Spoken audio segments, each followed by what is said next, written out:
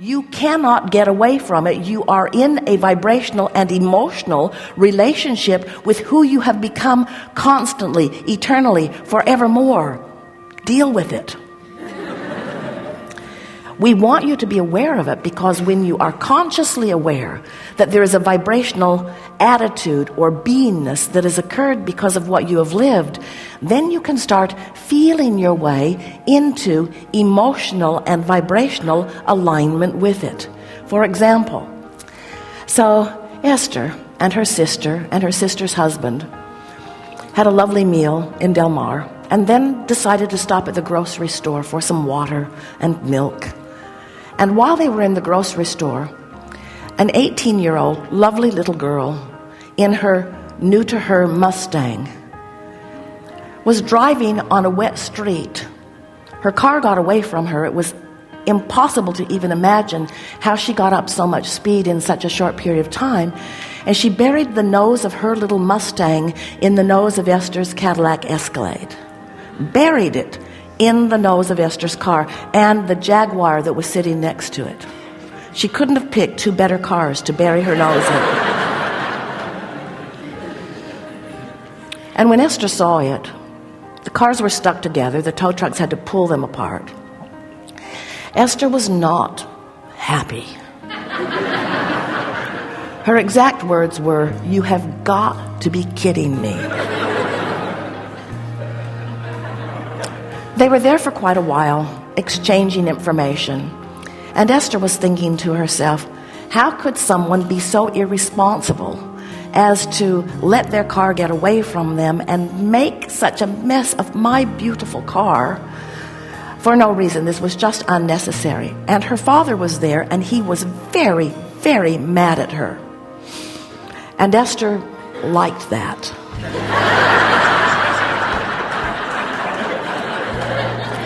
Because Esther was very, very mad at her too.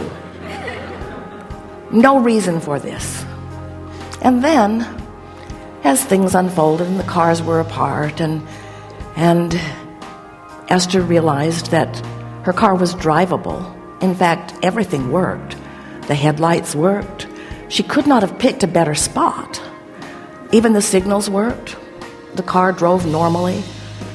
It can be repaired. And so as Esther sort of settled down from it, she began recognizing the discord that she had caused herself by her knee-jerk response to a situation and her subsequent departure from who she really is. Now, we have to say to you that that wavered quite a bit. As she was mad and then not mad, and then mad and then not mad. And every time she thought about what this now meant, she got mad. So she found that she could choose whether to be mad or not mad, but mad seemed more appropriate under the conditions. It just did. It just did, especially when she looked at her car, especially when others looked at her car and she knew they were thinking that she did it, that she did it, that she did it. Esther wanted to make a sign. I did not do this. I did not do this. But in her heart, she knew she had done it. That was the thing that made her, once again, curse law of attraction. So she began sort of reporting to those who were around her. I'm not as bothered by the paint and metal that has to be reconfigured as I am about my point of attraction. I guess I've just been feeling so sorry for myself and feeling vulnerable, and so this is what has come of this. But that thought felt bogus and awful. But it also somehow had little resonance. In other words, things like that shouldn't happen to people who are deliberate creators, and yet there it was, a big hole in the front of her car. And so, as they were pulling the cars apart, her brother-in-law had said, you know, Esther, I don't think you're going to have too much trouble with this car. This car is a tank. And when they pulled the cars apart, everything seemed fine. They drove away. She drove it here. You can see it if you'd like. Just don't take pictures and put them on the internet. She doesn't care. And so then she was visiting with us about it, wanting to know what her point of attraction, what does this mean about my point of attraction? And we explained to her that we are not going to make her the exception in the universe. You are not the exception in the universe. Of course, everything that happens to you is part of your attraction. And then she recalled that at the intersection, as they turned in to the grocery store just before, a car had run a red light right in front of them, and the other cars had honked. And Esther had commented, glad they didn't collide because we would have been innocently involved in their wreck. Those had been her words right before this. So now she's starting to see some of the correlation between how things come together. And then we said to her, Esther, your Cadillac is a tank, and you are a tank too. And Abraham-Hicks Publications is a tank. In other words, of course there are cosmetic things that you're working on all the time. Of course there are things that you're molding into place all the time. But you are strong and you are stable, and this is analogous to the stability of that which you are. So she said, I'm going to drive that car around with a big hole in it for a while until they can fix it. What we're getting at here is you can take every situation in the world and you can look at it through your physical eyes, which are often leaning more in the direction of vulnerability, or through your non-physical eyes, who are always looking for your strength. The source within you knows who you are, knows the stability of your being, and never sees anything that you're living in the attitude of vulnerability to you, because the source within you knows the backup systems you've got going on. Do you understand what we're getting at? As you are determined to feel your power rather than your weaknesses, your strengths rather than your weaknesses, your clarity rather than your confusion, your sureness rather than your unsteadiness, as you begin to get glimpses and you begin to deliberately want to practice the vibration of that well-being, what begins to happen to you, of course you're going to rendezvous with all kinds of things. You're out here in the world and there is nothing that comes to you that does not come on the powerful, well-defined, always accurate, always fair basis of law of attraction. Nothing ever comes to you that isn't about that. But we want you to know you have the choice in every moment to define how you want to feel. And if your desire to feel good is strong enough, you will always find a way to come back into your power. So now the man from State Farm is looking at the front of Esther's car, and Esther is explaining to him how it happened, really wanting him to know she just didn't bump it up on something. He actually didn't care how it happened. He was just there to assess what had happened and to make a determination about it. But Esther is explaining it to him. And he said, I worked for Ford. I had a couple of those Mustangs. They are really squirrely. The back end of those fishtails, they get away from you. They are really, really hard on wet pavement. And it was raining that day. And then Esther went to her hairdresser and is explaining to her hairdresser, in case she happens to see the car in the parking lot,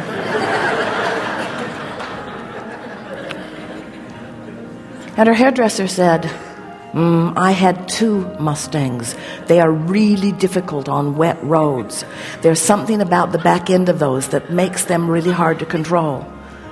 And suddenly, Esther is feeling relief because she had been holding that one little nugget of blame to that little 18-year-old girl who the last time she saw her was in the parking lot crying until her eyelashes were coming off, wanting Esther to know that she didn't mean to do it, she didn't mean to do it, she didn't mean to do it, she didn't mean to do it. So Esther called her father and said, I just want you to know that 2 people today told me exactly the same thing, and I think we should all let your little girl off the hook on this. He said, what do you have to say? And Esther said, those cars are hard to manage on the wet roads. We were all too hard on her. And Esther could feel the relief coming over him. And she knows that there was soon to be relief coming over this little girl, because everything that happens is a co-creation. And when you decide that you're going to blame the one who seemed at most fault instead of take responsibility for the part you play, the reason you feel so awful is not because you're mad at the little girl. It's because you're all upside down about how things are being created in your reality. You are running around this planet as cooperative components to one another, not to do bad things to each other and not to teach other lessons, but to sift through the data, to put things in your vortex to which your inner being is already aligned so that you can experience the joy of alignment. So then Esther began noticing what fun it was. She met a whole host of new people on the process of getting this into alignment, and there's still more to come. More lovely people interacting on different levels. Isn't that what life is all about? And so, of course, you don't want someone to bury their Mustang in the front of your vehicle. That's not our message here at all. But we are acknowledging that there are plenty of things that you don't want that are bumping into you. Plenty of things that you don't want that are bumping into you. And your reaction to the bump, it's normal when you first get bumped to have a knee-jerk reaction. Maybe if you don't really understand who you are. But in time, the woman who drove the Jaguar was standing in a more stable place than Esther in terms of her life. Her husband came to assess it, and they were both smiling in the parking lot. And Esther said to both of them, "Stop smiling. You are far too happy. This is what I teach, but it is not what I live. You are smiling too much here." And of course she didn't mean it, but isn't it annoying to see someone living the exact thing that you are living and feeling so differently about it, you see?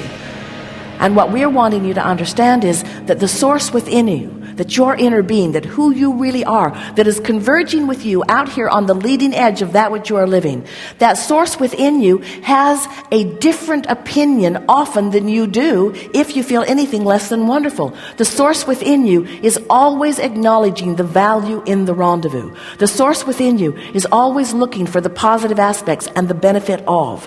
And when you make one small decision, and it really is a smaller decision than any of you realize, when you make the small decision that you are going to feel good no matter what, that today, no matter what you are doing or where you are going or who you are doing it with, that you're going to look for reasons to feel good, you begin to tune yourself to the vibration of the source within you, and then that becomes your dominant point of attraction. Instead of some conversation, you see, everything that happens has some law of attraction vibrational hook. It was not accidental that occurred right after Esther had fanned the flames of people doing weird things in traffic that made her a vulnerable target. It's not an odd thing. It was not a strange coincidence that as Esther came into the parking lot, she picked that place to park. None of this is accidental. Nothing is accidental. Everything is vibrationally aligned. And the composite of vibrations that you hold are all part of it. So was this an awful thing that happened? Certainly not. Are there awful things that happen? No, not really. This is the thing that we want you to understand. From your broader point of view, everything fits into vibrational alignment with the well-being that you want and deserve. And as you begin looking for evidence of that, you begin living more of those moments so that it's peak, peak, peak, peak, peak, peak, peak, peak, peak. It was a peak moment for Esther when she called that father and explained to him her newfound perspective and expressed through the tone in her voice and through the conversation that she had her genuine love and appreciation, her genuine affection and desire for well-being for the young girl who just 2 days before had caused her something entirely different than that, or at least that was the credit that Esther was giving to her. When you come back into alignment, it's because you have aligned with your inner being. When you feel good, it's because you've aligned with who you are. When you feel bad, it is because you are not aligning with who you are. And whoever is running into the front of your car is irrelevant to the equation, really, really, really, really, really. So, there is mayhem in the parking lot right now.